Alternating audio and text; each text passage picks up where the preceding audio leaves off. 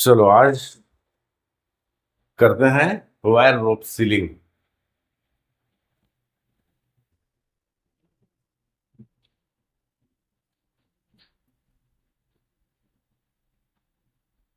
Wire rope ceiling, ठीक है। अब वायर रोप सीलिंग का अगर जैसे बेल्ट का बताया था आप लोगों को, हाँ, सेम वही आपका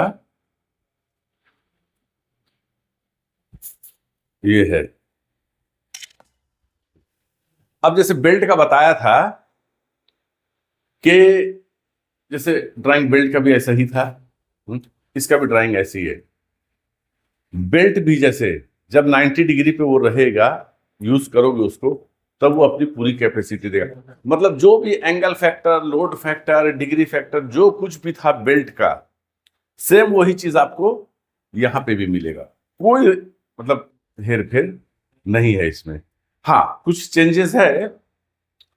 अब जैसे वो बेल्ट था, ये वायर सीलिंग है, तो हमने ये कहा था कि है सब एक ही चीज, एक ही सामान है, लेकिन यूज अलग अलग जगह होता है। जैसे घर के सामने कुत्ता आके आपको काटने के लिए है, तो डंडा काफी आपके लिए उसको मार को भगाने को। लेकिन अगर शेर आ जाए तो क्या डंडा चलेगा काम? नहीं, फिर आपको क्या है, राइफल वगैरह निकालना पड़ेगा। तो इसी प्रकार से बेल्ट जो है वो लाइट वेट के लिए लोग यूज करते हैं। कोई लाइट वेट लिफ्ट करना है 10-12 टन, तो उसको यूज कर लेते हैं। लेकिन जैसे आप हेवी लिफ्ट की तरफ बढ़ते हो, वहां पे वायर सीलिंग ही काम आता है। बेल्ट पे लोग भरोसा नहीं करते हैं, वायर सीलिंग पे ही भरोसा करते हैं। अब दूसरी पॉइंट, वायर सीलिंग दो टाइप का आता है। एक होता है स्टील कोर और एक होता है फाइबर कोर। वो वायर वायर रोप वाला पेपर निकालो ना सामने अपने, ये वाला पेपर देखो, यहां पे लिखा हुआ वायर रोप कैपेसिटी डिटेल्स, ठीक है। अब यहां पे देखो, ये एक ग्रे कलर से दिया है और ये एक येलो कलर से दिया है, दिख रहा है? हाँ? ग्रे कलर के ऊपर लिखा है स्टील कोर, फाइबर कोर के ऊपर लिखा है आपका ग्रीन में फाइबर कोर, ये येलो के ऊपर। ओके, अभी यहां पे क्या है, जैसे मान लो कि हम इस वायर सीलिंग को अगर ऐसे करते हैं 90 डिग्री पे, तो इसका आकार वैसा ही है जैसा हमने वहां पे बनाया बोर्ड में। अब इसमें कुछ चीज है, उसको याद कर लेना। जैसे बेल्ट के इसको आई कहते हैं, इसमें भी आई ही बोला जाएगा। अब ये जो आप देख रहे हो ना, अल्युमिनियम का ये लगा हुआ है जिसने आई को लॉक किया है, इसको बोलते हैं फेरुल। क्या बोलते हैं? इसको बोलते हैं फेरुल। ओके, अब यहां पे क्या है कि बेल्ट को वो कितने टन की है, ये पहचानने का आपके पास 3-4 तरीका मैंने बताया। लेकिन वायर सीलिंग में ऐसा नहीं है। बेल्ट में आपके टैग एक लगा था, वायर सीलिंग में कहां वो लोग टैग लगाएंगे? टैग तो नहीं लगा पाएंगे। अब इसको पहचानने का आपके पास 2 तरीका है कि ये कितने टन का है। पहला तरीका यह है कि आप इसके फेरुल पे देख लो, साफ साफ लिखा रहेगा ये कितने टन का है। जैसे ये देखो, ये यहाँ पे SWL 2 टन लिखा है, ये SWL 2 टन देख लो, यहां पे लिखा हुआ है SWL 2 टन, मतलब कि सेफ वर्किंग लोड 2 टन इसका है। अब यहां पे मैटर ये बनता है कि अगर उस पर नहीं लिखा हो, तो इंडिया में आप देखोगे बहुत सारी कंपनी में ऐसा वायर सीलिंग आपको मिलेगा, फेरुल पे कुछ लिखा हुआ नहीं है। तो इंडिया का सिस्टम यार एकदम बिल्कुल दुनिया से अलग है। लेकिन अगर आप गल्फ वगैरह में चले जाओगे, तो आपको ऐसी कोई वायर सीलिंग नहीं मिलेगी जिसमें SWL उसका नहीं लिखा है। और अगर नहीं लिखा है तो समझ जाओ उसको यूज भी नहीं करना है। एक तरीका हो गया ये पता करने का कि इसकी कैपेसिटी कितनी है। दूसरा तरीका क्या हो गया है कि इसकी मोटाई को नापा जाता है। जैसे देखो, कोई भी चीज है, जैसे यही डस्टर है, इसका लंबाई चौड़ाई अगर नापना है तो आप इसको बोलोगे इसका डिमेंशन क्या है। लेकिन अगर कोई गोल चीज है, ये है, और इसका ऊपर से नीचे तक मतलब इस प्रकार का अगर कोई गोल ऐसी चीज है और आपको यहां से यहां अगर इसको नापना होता है तो इसको बोला जाता है डायामीटर। क्या बोला जाता है?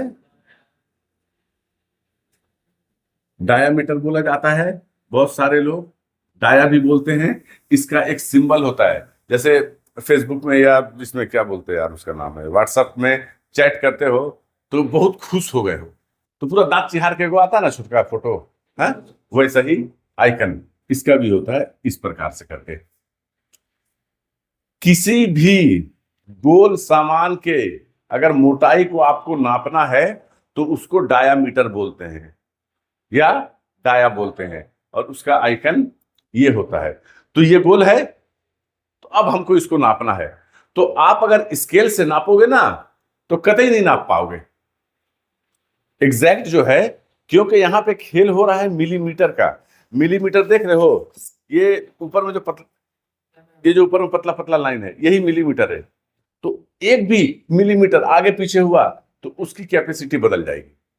तो इसको नापने के लिए स्पेशल एक टूल आता है जिसको बोलते हैं वर्नियर कैलिपर। वो देखो वहां लाल वाला डब्बा उठाओ, ये आता है। ये आपके बाल की बराबर की मोटाई को भी जो है ना, ये हाँ, ये आपके बाल की बराबर की मोटाई को भी ये नापने में सक्षम है। लेथ मशीन वगैरह की फैक्ट्री या बहुत सारे जगह जहां पे भी बिल्कुल जीरो जीरो पे काम हो रहा है वहां पे ये वर्नियर कैलिपर जो है ना ये आपको मिलेगा। तो अब आप बोलोगे कि सर हम वर्नियर कैलिपर लेके क्रेन पे घूमे, सवाल उठता है ना भाई। नहीं, तो आपको नहीं घूमना है वर्नियर कैलिपर लेके, और आप इससे नाप भी नहीं पाओगे, रख बेटा वहां, कि ये कितनी मोटाई में है या कितनी मिलीमीटर मोटा है। इसको नापता है लिफ्टिंग इंस्पेक्टर, जो इन सब चीजों का एक जानकार बंदा होता है। वो नापता है कि ये कितना मोटा है। उसके बाद एक फॉर्मूला है, उस फॉर्मूले के तहत फिर वो जानता है कि ये कितने कैपेसिटी की है। तो ये जो दूसरा वाला फंडा मैंने बताया कि वर्नियर कैलिपर से इसकी मोटाई को नाप के इसकी कैपेसिटी को निकाला जाता है, ये आपका काम नहीं है। हाँ, आपसे कहीं पे इंटरव्यू में ये सवाल जरूर किया जा सकता है कि 22 मिलीमीटर मोटा वायर है, बताइए इसकी कैपेसिटी क्या है। तो अब यहां पे देख लो कि 6 मिलीमीटर से लेकर 50 मिलीमीटर तक का आपका दिया है ना, 50 से ज्यादा भी होगा।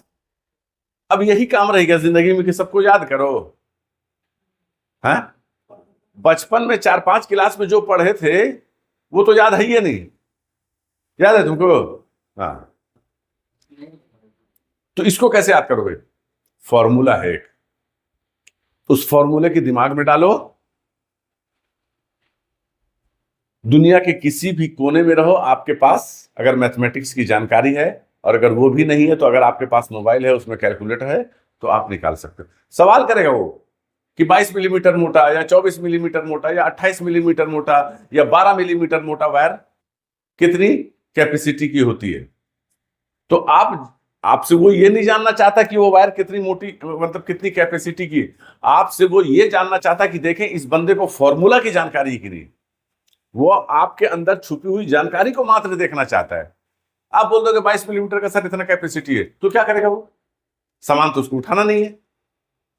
वो सिर्फ ये देखना चाहेगा कि इसकी कैपेसिटी को निकालने का जो फॉर्मूला है वो इस बंदे की जानकारी में है या नहीं है। तो पहले भी आप लोग को 2-3 फॉर्मूला बतलाया। एक फॉर्मूला ये भी है जिसको जहन में डाल लो, और सब छोटा छोटा फॉर्मूला है, सब छोटा छोटा फॉर्मूला है भैया। आप किसी जगह भी कैपेसिटी उसका निकाल सकते हो। अब यहां पे जैसे ये बतलाया कि इसका ये फॉर्मूला था, एक बहुत सारे आप इसमें वायर सीलिंग में देखोगे, यहां पे एक अल्युमिनियम का ऐसे करके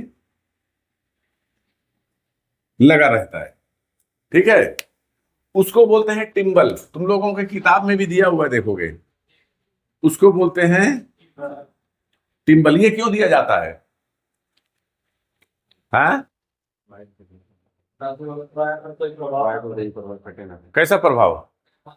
आते समय उस पर कोई दाग ना पड़े। दाग ना पड़े? दाब दाब तो पड़बे करेगा। 1 टन का माल उठाओगे तो वो ये कटे ना, इसके वजह से भी रहता है।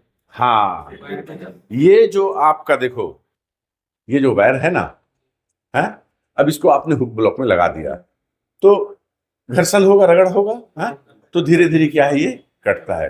तो कट गया मतलब खत्म हो गया, है। तो इसको बचाने के लिए वहां पे टिम्बल डाल दिया जाता है। बहुत सारे वायर सीलिंग में आपका टिम्बल नहीं होता है। अब ये आपकी जिम्मेदारी बनती है, अगर आप एज ए रिगर वहां पे काम कर रहे हो तो आपकी जिम्मेदारी बनती है, जैसे हम लोग भी किया करते थे, हमारे साथ जो रिगर होते थे वो भी अच्छे समझदार रिगर, वो लोग क्या करते थे, उसमें कपड़ा लपेट के ऊपर से मास्किंग टेप मार देते थे। अब जो भी घसा घसी है वो अपना कपड़ा अगर घस गया निकाल के फिर से दूसरा मार दिया, ठीक है। अब यहां पे देखो, ये वायर सीलिंग इसको बोलते हैं। ये पतला पतला देख रहे हो, यही वायर है, इसी को वायर बोलते हैं। देखो यही वायर है, ठीक है। अब इसके साथ ये देखो, एक एक लट जा रहा है ना, 1 2 3, ये सब लट है ना जी, दिख रहा है? इसको लट, चलो हम लोग अपनी भाषा में यहाँ पे शुरुआती दौर में समझने के लिए बता दिया। वो लट जो है ना, उसको बोलते हैं स्ट्रैंड। जैसे ये मान लो कि आपका ये जो ब्लैक लाइन से हम बना रहे हैं,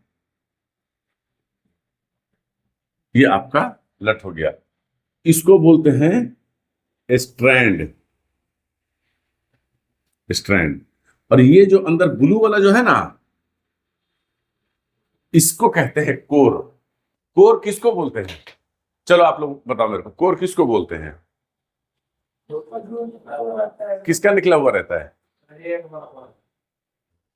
हाँ, कि लग जाए कोहनी में तो 440 वोल्ट का करंट समझ में आ जाए। हाँ, किनारा होता है, किनारा होता है। कहाँ पढ़ा? आप पढ़ा में कोई भी कहता है ये कोर है, हैं? कोई भी बोल सकता है ये किनारा है तो ये कोर है। तू तो गांव में ना बोलते हैं, अंग्रेज में भी वही बोलेगा। नहीं मालूम, कितना मालूम है। अभी जैसे ये हमारा शरीर है, अंदर मांस है और भी बहुत सारा कुछ है, लेकिन हमारा ये शरीर जो हम खड़े हैं, तो ये किसकी बदौलत खड़े हैं? हैं? पैर की बदौलत। अच्छा, और बताओ कोई। बोलो, सब नींद में हो अभी। ये बिल्डिंग खड़ी है, ये बिल्डिंग किसके बदौलत खड़ी है? अब बोलोगे प्लास्टर जो किए हैं उसके बदौलत, तो पिलर की बदौलत। तो उसी प्रकार से हमारा ये जो शरीर खड़ा है ना, अंदर हड्डी का जो ढांचा है उसकी बदौलत खड़ी है, पैर की बदौलत खड़ी है। अरे किसी का पैर टूट जाएगा तो दूसरा पैर से नहीं खड़ा हो जाएगा जी, है? हमारा ये जो शरीर है, ये हड्डी का जो ढांचा है उसके बदौलत खड़ी है। अब देखो किसी बंदे का यहाँ पे कमर की हड्डी टूट जाती, बेचारा झुक जाता है ना, इसका मतलब कि हड्डी कोर हो गया हमारा। ये बिल्डिंग खड़ी है, इतना कॉलम इधर उधर पिलर वगैरह सब दिया हुआ, तो इसी की बदौलत तो खड़ी है। ये तो नीचे से लेके ऊपर तक आप ईंट खाली जोड़ते रहो, एक के ऊपर दूसरा, दूसरे के ऊपर तीसरा, तो धड़धड़ा के गिर जाएगी कुछ दिन में, है? तो इसी प्रकार से आपको यहाँ पे 2 कोर बतलाया है, एक स्टील कोर और दूसरा फाइबर कोर। देखो कोर होता क्या है, ये इसके सेंटर में देखो, ये दिख रहा है गोल सा, अरे यार, ये दिख रहा है गोल सा बीच में सेंटर है, उसी को बोलते हैं कोर, वही है कोर। अभी जो औरत लोग चोटी बांधती है पीछे, देखे हो किसी को बांधते हुए? हैं? किसको देखे हो? मम्मी को देखो, पीछे से कितना बाल का वो लट निकालती है, हैं? 3। उसमें एक होता है कोर, और उस कोर के इर्द गिर्द 2 को लपेटती है ना, हैं? मम्मी तो यहां क्लास करने नहीं आई थी, उनको कैसे पता? हम शुरू से एक बात को दोहराते हैं तुम लोगों के सामने, हमारा रिगिंग एंड लिफ्टिंग का जो सिस्टम है ना, बहुत सारा चीज आपको अपने आसपास अपने अंदर से मिल जाएगा। अरे भाई मम्मी नहीं आई थी ना इसकी, या अरे इसकी मम्मी को छोड़ो, दुनिया में जितनी, चाहे मेरी माँ हो, चाहे किसी की माँ हो, बहन हो, भौजाई हो, कोई भी हो, वो 3 बाल पीछे से 3 कोर निकालेगी, 3 लाइन निकालेगी और एक को बनाएगी कोर और 2 को बनाती है उसमें स्टैंड। अगर 2 ही को निकाल के ऐसे एक दूसरे में लपेटे तो जैसे छोड़ेंगे ना तो वैसे खुल जाएगा वो। तो इसीलिए यहां पे कोर दिया गया है। अब ये जो स्ट्रैंड जिसको हम बता रहे थे यहां पे, ये स्ट्रैंड, ये स्ट्रैंड 6 वायर, ये जो वायर दिखला है ना पतला पतला, 6 वायर। अब ये जो स्टील कोर वाला वायर रोप हो गया, इसका ये था डेफिनेशन, ठीक है।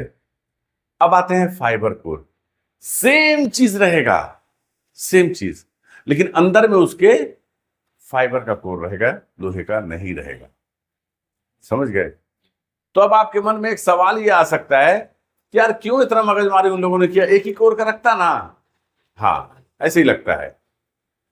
जब हम भी ट्रक माउंटेड क्रेन चलाने के बाद हमको ऑल टेरेन क्रेन के बारे में लोग बताने लगे कि कंपनी ने बोला कि अभी ऑल टेरेन क्रेन का भी थोड़ा थोड़ा आप ट्रेनिंग ले लो, लोगों से पूछ पाछ के आपको आगे चल के वही क्रेन चलाने का, तो उसका सस्पेंशन ये वो सब कुछ जो पुराने ऑपरेटर लोग थे, मेरे अपने भाई बंधु, वो लोग बताने लगे। तो हम ये समझ, क्या यार ये सब झमेला डाला हुआ है यार, सस्पेंशन ये करो तो बूम को लॉक करो तो ये करो तो फलाना।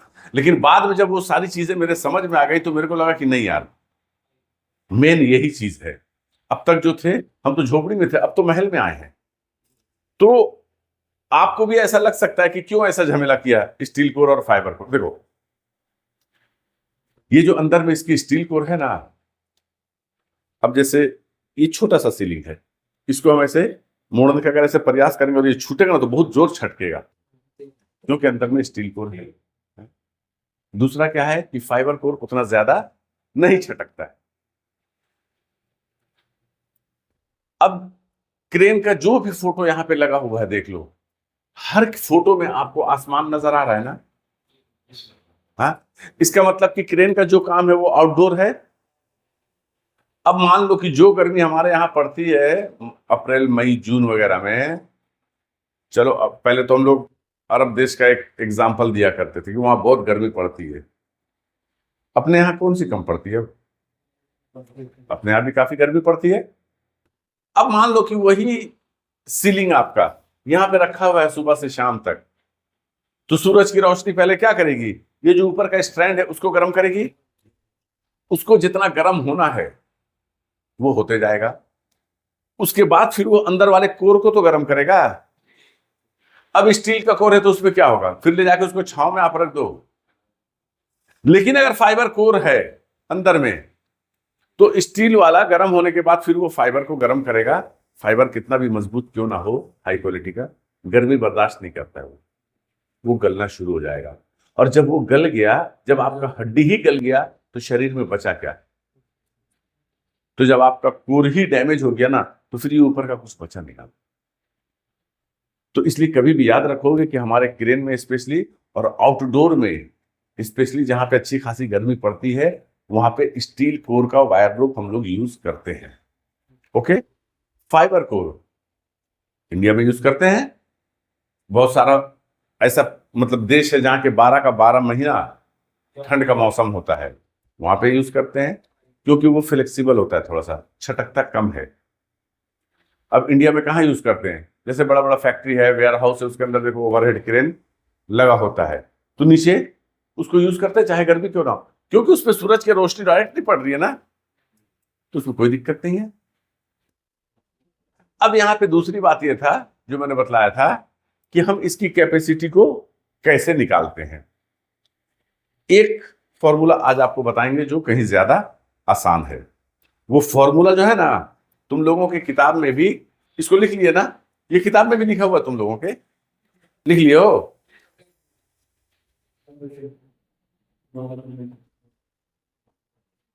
ये फॉर्मूला जो है इसको याद कर लेना।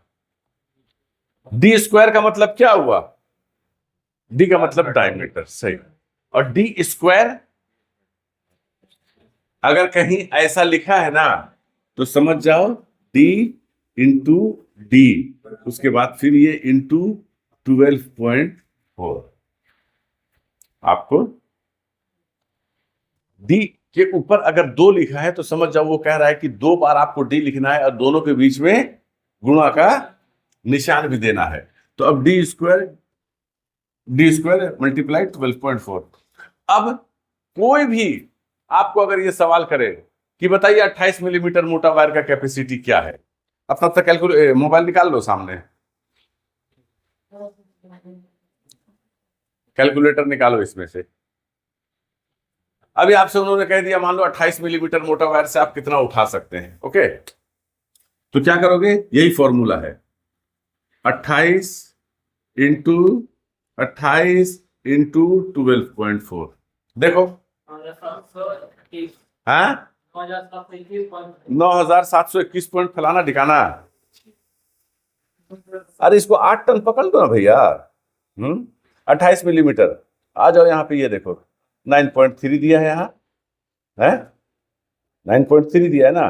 फाइबर वाले के लिए है कि इसकी वजह? बता रहे सब बताएंगे, काहे परेशान हो रहे हो। अब यहाँ पे देखो 10 टन आपका दिया है और यहाँ पे भी वही है। अब आप देखो यहाँ पे ये 28 है, यहाँ पे 10 दिया है स्टील कोर में, और ये फाइबर कोर है, यहाँ पे 9.3 दिया है। देखो यहाँ पे 28 मिलीमीटर में स्टील कोर में आपका 10 टन लिखा है और यहाँ फाइबर कोर में आपका 9.3 लिखा है। जवाब आपका क्या आ रहा, 9.7 है ना। ये 9.7 क्या है, देखो हम बता रहे हैं, जो एकदम एग्जैक्ट 0-0 मैच नहीं कर रहा है, क्योंकि इस दुनिया में बहुत सारी कंपनियां ऐसी है जो वायर सीलिंग का निर्माण करती हैं, ठीक है। जैसे ये भी तो किसी कंपनी की वेबसाइट से ही हमने निकाला है। अब ये कंपनी जिस ग्रेड का वायर रोप सीलिंग बना रही है उसका कैपेसिटी चार्ट आपको यहां पे दे दिया है। दूसरी कंपनी का अगर देखेंगे तो इससे थोड़ा सा 19-20 100-200 केजी का उसमें फर्क हो जाएगा। सब मटेरियल का फर्क होता है, क्योंकि वो लोग एक्सपेरिमेंट करते हैं, उसको लेबोरेटरी में चेक करते हैं, उसके बाद बताते हैं कि हमने जो इस वायर रोप को बनाने के लिए मटेरियल यूज किया है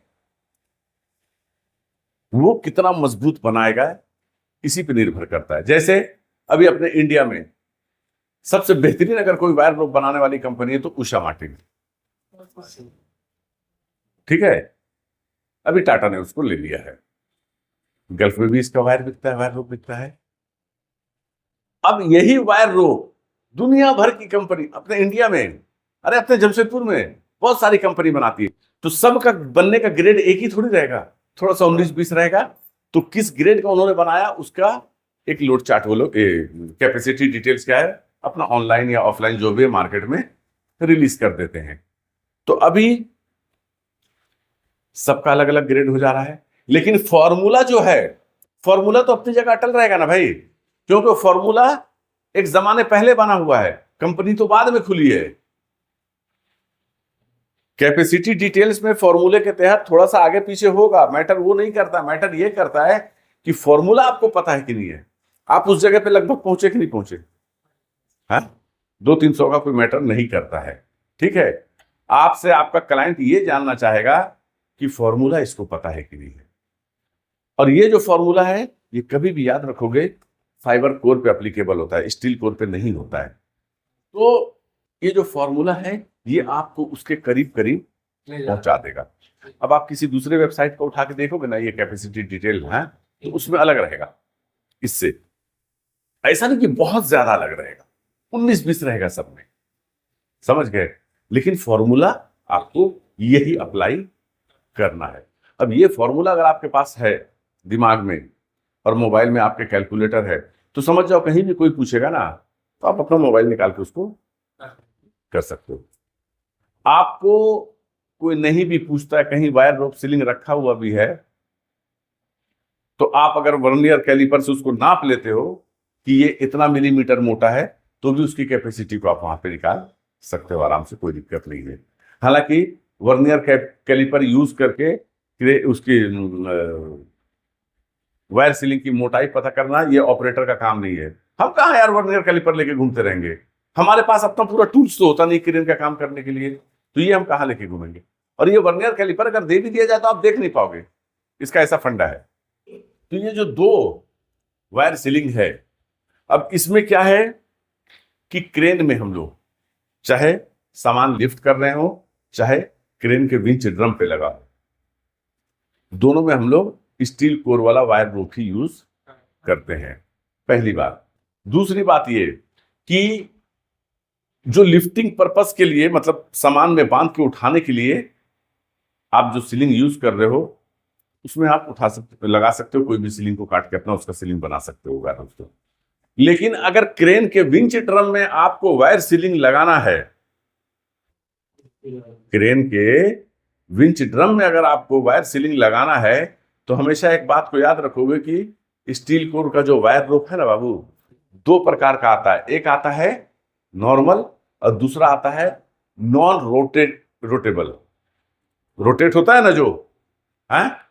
अब अगर आप जाओगे, अभी एक बंदे ने मेरे को फोन किया था, वो जो छोटा वाला क्रेन बना के हम लोग मार्केट में देते थे, उसका विंच ड्रम का वायर रोप खराब हुआ। वो बोला अरे जाओ ना मार्केट से जाओ यार, उन लोग को बुलाएंगे तो उन लोग और पैसा लेगा एक्स्ट्रा। वो क्या किया, मार्केट से वायर रोप लेके उसके लिए लोग आ गए। अब जब लगा दिया उसमें, जब सामान ऊपर नीचे कर रहा, तो सामान ऐसे ऐसे घूम रहा है, रोटेट कर रहा है। अब जैसे ऐसे ऐसे ऐसे ऐसे घूम रहा है, अगर मान लो कि ये इस तरफ घुमा तो ये पूरा स्ट्रैंड खुलेगा, और इस तरफ को अगर घुमा तो ये टाइट होता जाएगा। अब मान लो कि नीचे से आप सामान उठाए और ऊपर में रखे, जैसे वायर को ढीला करोगे तो पुर करके उसके अपोजिट पूरा घूमेगा, नहीं घूमेगा, मुंह नाक तोड़ देगा हुक ब्लॉक मार के। तो वहां पे उसकी ऐसी कोई स्थिति पैदा हुई होगी तो मेरे को फोन किया, बोले भैया विंच ड्रम में non rotating wire rope ceiling लगता है, आप लोगों ने रोटेटिंग लगा दिया है। वो जो सीलिंग होता है वो घूमेगा नहीं आपका, ऐसे ऐसे करके सामान ऐसे उठाएगा, जैसे अपनी क्रेन का देख रहे हो, बस वही है। सामान ऐसे नीचे उठाएगा, ऊपर रखेगा, लेकिन वो वायर सीलिंग आपका घूमेगा नहीं। तो कभी भी अगर कोई आपसे पूछता है कि क्रेन के विंच ड्रम में कौन सा वायर सीलिंग लगाते हैं, तो स्टील कोर का और नॉन रोटेटेबल, ये आप ध्यान में रखना। क्योंकि ये सब सवाल ऐसा है ना कि सामने आया हुआ क्लाइंट वो कुछ भी पूछ सकता है। भाई अगर आप एक ऑपरेटर हैं और जानकारी रखने वाले ऑपरेटर हैं, तो आपसे वो कुछ भी पूछ सकता है, आपको नौकरी देगा, वो उसका अधिकार बनता है पूछना, क्या पता करे, देखे आपके अंदर कितनी जानकारी छुपी है। तो ये सब चीज जो बता रहे हैं, तो यहां पे सुन के बस कॉपी पे लिख लिया और कॉपी ले जाके साइड, ऐसे नहीं चलेगा काम। आप लोगों को डेली कहा जा रहा है कि कम से कम 1 घंटा शाम में जरूर बैठो। अब जैसे यही सब टॉपिक हम लोग डिस्कस कर रहे हैं, यहां तो चलो क्लास है, अरे वहां पे भी जाके अगर रूम पे 1 घंटा बैठ लिए ना, इसी टॉपिक को डिस्कस कर लिए ना, ये दिमाग में आपके, क्योंकि 2 तरफा स्ट्राइक हुआ। बच्चे को स्कूल हर माँ बाप भेजता है, लेकिन शाम में देखो ट्यूशन का भी फंड, पैसा ज्यादा हो गया माँ बाप के पास नहीं, उसको मालूम है कि जो आज स्कूल में पढ़ के आया है, अगर दोबारा इसके दिमाग पे स्ट्राइक नहीं किया गया तो उतर जाएगा, इसलिए ट्यूशन भेज रहे हैं वो। तो सेम यही चीज है यहाँ पे, शाम में जाके रूम पे 1 घंटा, या दोपहर का खाना खा के या खाने के पहले 1 घंटा उसको बैठ के आपस में अगर देख लेते हो ना, तो वो आपके लिए फायदेमंद साबित होता है। दूसरी बात कि जो भी इसका चोकर या बास्केट आप लोगों को बेल्ट का बताया था, सब कुछ उसका यही है। सीलिंग एंगल पे कितना घटेगा, सारा कुछ वैसे ही है। 45 पे कितना घटेगा, 60 पे कितना, 70 पे कितना, कैसे इसका सीलिंग एंगल बनाएंगे, सब कुछ वैसी बेल्ट की तरह, इसमें कहीं कोई हेरफेर वाली बात नहीं है। हाँ, कुछ चीजें हैं जो आपको नोटिस करना होता है। इसको क्या है, ज्यादा आपको कोशिश करना है कि इसको सीधा सीधी यूज करो। जैसे मान लो ये लिफ्टिंग पॉइंट है, तो ऐसे करके, समझ गए। जैसे मान लो इसको हुक में लगा के कोई सामान उठाना है, तो इसको हुक में डाल दिया, अब यहां से सामान उठाओगे, तो सामान जब उठाओगे तो इस पर लोड पड़ेगा ना जी, तो ये और 90 डिग्री की तरफ जाएगा। तो ये जब आप अपना काम कर लोगे और इसको निकालोगे ना, तो देखोगे बीच से बैंड हो गया, बीच से जो है ना आपको नजर आएगा ऐसा बैंड हो गया। तो क्यों? क्योंकि यहां पे जो लोड पड़ा, तो अंदर का जो कोर था ना, वही बैंड हो गया। अब वो पूरी जिंदगी में कभी सीधा नहीं होगा। हाँ, ये अलग बात है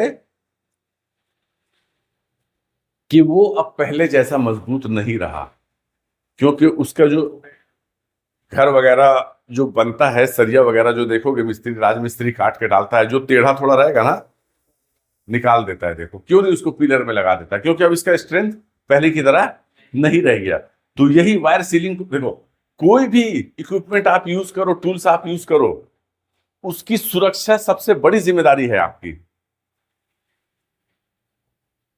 अब जैसे इसको आप कैसे भी यूज कर लिए और उसके बाद फेंक देना है तो बात समझ में आती है, लेकिन अगर इसको कल भी यूज करना, कल के बाद वाले दिन भी यूज करना है, तो आपको इसकी सुरक्षा का ध्यान रखना पड़ेगा, सीधी बात है। तो इसको कभी भी कोशिश ये करना है कि इसको सीधा यूज करो। अब जैसे मान लो कि कहीं चोकर मारना है, चोकर मारना मतलब यही ना हो गया जी। अब जब यहां पे इसका लोड पड़ेगा तो ये टेढ़ा होगा, अंदर से टेढ़ा हुआ, देखो कैसे छटकता है, टेढ़ा हुआ, इसका मतलब कि उसका स्ट्रेंथ जो है पहले जैसा नहीं रह गया। तो ये चीज भी आपको ध्यान में अपने रखना है। तीसरी बात कि कभी भी इसको यूज कर रहे हो, मान लो कहीं रखा है, तो ऐसे ही नीचे से आधा झुक के इसको पकड़ के खींचने की कोशिश मत करो। क्या पता इसका दूसरा आई कहीं पे फंसा है और इसका ये जो वायर देख रहे हो ना, ये बीच बीच में टूटता है, तो टूटते साथ ना ये घूम जाता है। मान लो कि ऐसे पकड़ के ये कर रहे हो, आपका पूरा हाथ चीर के बराबर कर देगा। तो कभी भी अगर वायर रोप सीलिंग वगैरह यूज कर रहे हो, आप लोग को पहले ही बताया गया कि जहां पे भी, जिस साइट पे भी हम आपको भेजते हैं काम पे, अपना पैसा 1000 रुपया खर्चा करना भैया, एक सेफ्टी शू ले लेना, एक हैंड ग्लव्स ले लेना, एक सेफ्टी ग्लास ले लेना। अभी आपका हैंड ग्लव्स का काम नहीं है, पॉकेट में डाल लो उसको। लेकिन जब वायर सीलिंग आपको, अरे यहां पे यार 1 टन 2 टन का है, साइट पे जाओगे तो 1 टन 2 टन का नहीं रहेगा, वहां 10-10 टन, 12-12 टन, 20-20 टन का रहेगा, मोटा मोटा रहेगा, हेवी रहेगा, टेढ़ा बांका रहेगा, तो वो सब उठाना पड़ेगा। अब उसी में मान लो कि कहीं किसी का वायर कटा हुआ, तो आपके हाथ को बराबर कर देगा चीर चार के। और ये जो तलवा का होता है ना, चाहे हाथ का या पैर का, ये एक बार कट जाने के बाद बहुत लेट में ये सूखता है, क्योंकि ये मोटा चमड़ा होता है। तो अपनी सुरक्षा, अपनी सेफ्टी सबसे पहले इंपॉर्टेंट है आपके लिए, क्योंकि क्रेन का लाइन ऐसा होता है कि एक आपकी छोटी सी लापरवाही या गलती बहुत बड़े हादसे को जन्म देने के लिए काफी है। तो किसी भी जगह भैया काम करो, अपनी सेफ्टी का ख्याल रखो। अगर जब यहां पे क्या है, ये वायर रोप सीलिंग, ये अगर 5% डैमेज है ना, तो इसको यूज नहीं किया जाता है। लेकिन अपने इंडियन मार्केट का सिस्टम क्या है, इसको तब तक यूज करना है जब तक ये टूट ना जाए और सामने जो रिगर या हेल्पर खड़ा है उसको चोट ना लग जाए, मालिक इसको तब तक यूज करेगा। आप किसी भी क्रेन में, हाइड्रा में देख लेना, ऐसा ऐसा गुत्थम गुत्थी करके ये सीलिंग सब रखा रहता है, कोई इज्जत नहीं है। क्योंकि देखो, मतलब जो भी लोग वहां पे काम कर रहे हैं, टेक्निकली वो उतना साउंड नहीं है, वो उतनी जानकारी उनके पास नहीं है। कोई भी सामान रख दो, अरे एक नहीं जानकारी वाले आदमी को आप देखो, कोई भी सामान उसके रूम में जाओ, इधर पड़ा उधर पड़ा बिखरा सा है, लेकिन वही अगर एक कोई सुलझे हुए पढ़े लिखे बंदे के आप रूम में चले जाओ, आप देखो हर एक सामान को सलीके से सजा के वो रखता है। तो वही चीज अपने क्रेन में भी है। सीलिंग उठाया वहां फेंक दिया, बेल्ट उठाया वहां फेंक दिया, उसमें ग्रीस मोबिल लगा, लगे रहने दो। कहीं भीगी हुई जमीन है, वहां पे भी बेल्ट को रख देगा, क्योंकि उसके पास टेक्निकली नॉलेज नहीं है और ना ही उसकी कंपनी ने उसको दिया है। कंपनी के पास इतना थोड़ी टाइम है यार, उसको मजदूर चाहिए अपने काम को कंप्लीट करने के लिए। लेकिन आपको यहाँ हर एक चीज बता दिया जा रहा है। अगर आपको लग रहा है कि वायर रोप सीलिंग आपका वहां पे रखा हुआ है और उस वायर, जैसे ये देखो थोड़ा सा लुब्रिकेटेड है, थोड़ा सा इसमें ऑयल लगा हुआ है, देख रहे हो ना, इसी को अगर आप जमीन पे मट्टी में फेंक देते हो तो वो मट्टी इसके अंदर जाएगा, धीरे धीरे इसमें जंग लगेगा। देखो पीछे में एक वायर रोप सीलिंग रखा है, लेबर लोग को मैंने दिया था काम करने के लिए, उसमें जंग लगा है ना हल्का, वही कारण है। तो जंग लग रहा तो आपका अपना ही सामान तो खराब हो रहा है। अब कोई भीगी हुई जगह है, वहां पे बेल्ट है, नहीं फेंको वहां पे। तो किसी भी सामान की सुरक्षा आप करोगे भैया, तो ये एक आपके आदत में आ जाता है, फिर आप हर एक चीज की सुरक्षा करोगे, उसकी हिफाजत करोगे। अब इसको क्या है, जैसे मैंने बताया कि बास्केट नहीं बनाने का, चोकर नहीं बनाने का, लेकिन अगर वहां पे आपके पास उतना, मान लो 2 टन का सीलिंग है, अब आपको इसको चोकर बनाना पड़ रहा है ऐसे करके, ठीक है। चोकर जो बना लोगे, मान लो 2 टन का सीलिंग है, यहाँ पे आप 1200-1500 का लोड दे दिए, तो यहाँ पे ये डैमेज होगा इस एरिया को, और 200 केजी भी आपका यहाँ पे कम हो जा रहा है चोकर। अगर देखो लगा मेरे को, देखो अगर 2 टन का आप सीलिंग लगा रहे हो और उसी जगह पे अगर 2 टन का आपके पास भैया बेल्ट है ना, तो वहां पे बेल्ट यूज कर लो, क्योंकि बेल्ट को आप किसी भी पोजीशन में लेके चले जाओ, कोई दिक्कत कुछ होने वाला नहीं है उसमें। आप उसको खोल दोगे फिर से वैसा सीधा। नहीं। अब अगर मान लो कि वहां पे 2 टन का बेल्ट आपके पास नहीं है, सीलिंग ही आपके पास लास्ट ऑप्शन है, तो यूज करो, क्योंकि काम तो करना है ना भैया। अब वो 1,000 रुपए का सीलिंग बचाने के लिए 50,000 रुपए का काम तो नहीं छोड़ सकते, बंद कर सकते, रोक सकते। लेकिन अगर आपके पास ऑप्शन है वहां पे, तो आप बेल्ट ले लो। अब जैसे वही देखो पीछे में चेन ब्लॉक हमने लटकाया है, सालों से लटका है। अगर उसी जगह ये वायर सीलिंग होता तो इसका डिजाइन एक हो जाता उसी प्रकार का। अभी आप उसको निकाल दो, बेल्ट को सीधा करो, सीधा आपको नजर आएगा वो बेल्ट। तो वायर सीलिंग ये बता दिया आपको। अब आते हैं इसके सेफ्टी फैक्टर की तरफ। जो सेफ्टी फैक्टर बताया था या ब्रेकिंग स्ट्रेंथ कल बताया था, वो बेल्ट था, तो बेल्ट का 4:1 भी आएगा, 5:1 भी आएगा, 6:1 भी आएगा, 7:1 भी आएगा, 8:1 भी आएगा। अलग अलग ब्रेकिंग स्ट्रेंथ या सेफ्टी फैक्टर का बेल्ट आपको मार्केट में अवेलेबल मिल जाएगा। लेकिन इस पेपर में, जो पेपर आप लोगों को दिया है, उसमें देखो बेल्ट को छोड़ के हर एक सामान जो है वो लोहे का बना हुआ है, मेटल का बना हुआ है। देखो हर एक सामान A to Z देख लिए, सब का सेफ्टी फैक्टर 5:1 रहेगा। सिर्फ बेल्ट ही एक ऐसा टूल्स है आपका जिसका के 4 से लेके 8 तक का सेफ्टी फैक्टर है। लेकिन अगर उसके अलावा आप कुछ और देखते हो जो मेटल से बना हुआ है, लोहे से बना हुआ है, तो उसका सेफ्टी फैक्टर जो है 5:1 रहेगा। अब ये जो फॉर्मूला आपको बता रहा है, ये कोई हम सिर्फ हमारे क्लास के लिए या इस जमशेदपुर शहर के लिए या इंडिया के लिए नहीं, ये पूरी दुनिया के लिए है। अरे भैया ये फॉर्मूला हमारे तक आया कैसे? अंग्रेजों ने बनाया, वहां से चलते चलते हमारे पास आया। और अंग्रेज जो बनाते हैं तो फिर उसको पूरी दुनिया में वायरल करते हैं। हाँ, तो जो भी फॉर्मूला आपको बताया जा रहा है ये इंटरनेशनल फॉर्मूला, अंतरराष्ट्रीय फॉर्मूला है। आपको काम किसी भी देश में चले जाओ, इसी फॉर्मूला के तहत ही करना है आपको, इसके अलावा और कोई चांस नहीं है। समझ गए? इसमें अगर और कोई सवाल है जो समझ में ना आई हो तो वो बताओ। एक तरह मतलब नॉर्मल जो विंच ड्रम में लगता है वायर, वो वाला होता है, और जो रोटेट वाला होता है वो किसके लिए काम आता है? जो अब जैसे ये नॉर्मल है मान लो, अब इसको हम सामान बांध के ही तो उठाएंगे, हैं? तो ये ऐसे घूमेगा सामान बांध के उठाने में। लेकिन अगर मान लो कि वही आपकी क्रेन पे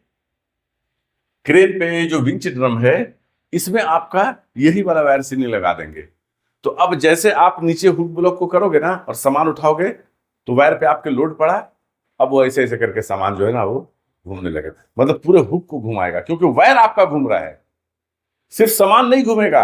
अगर सामान घूमेगा तो ये हुक ब्लॉक के यहाँ थ्रोट के ऊपर में देखो बेरिंग लगा है, तो ये घूमते रहेगा, इसमें क्या दिक्कत है? कोई दिक्कत नहीं है। लेकिन अगर आपका ये वायर ही घूम रहा है तो फिर ये कंप्लीट हुक को ना घुमाएगा। हाँ, और अभी थोड़ी देर पहले ही बताया है कि वायर अगर मान लो अभी जैसे आपका ये राइट लेफ्ट की तरफ मूवमेंट है ना इसका स्ट्रैंड का, अब ये वायर अगर राइट की तरफ घूम रहा है मान लो, तो ये पूरा स्ट्रैंड को खोल देगा। हाँ, ये स्ट्रैंड एक कोर के ऊपर लिपटा हुआ है। जैसे ये हमारा एक हाथ है, हर उंगली अलग अलग है ना, अब ये मजबूत हो गया, नहीं हो गया? लेकिन अगर सबको हमने खोल दिया तो क्या कोई मजबूती रही? नहीं, कोई भी ऐसे पकड़ के मोड़ देगा।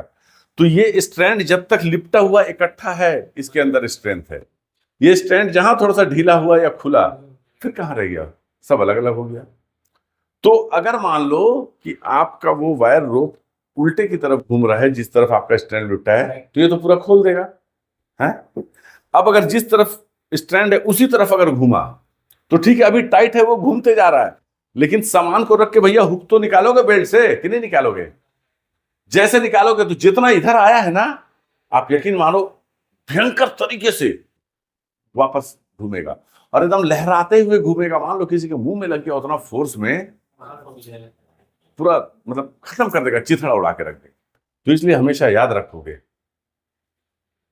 हमेशा याद रखोगे कि विंच ड्रम में नॉन रोटेटिंग वायर रोप लगाया जाता है।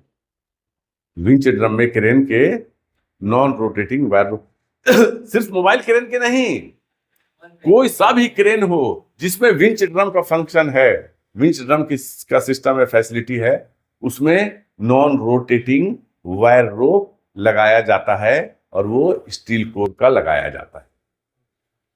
और कोई सवाल है अब्दुल्ला? अक्षय कुमार, कोई सवाल है तुम्हारा?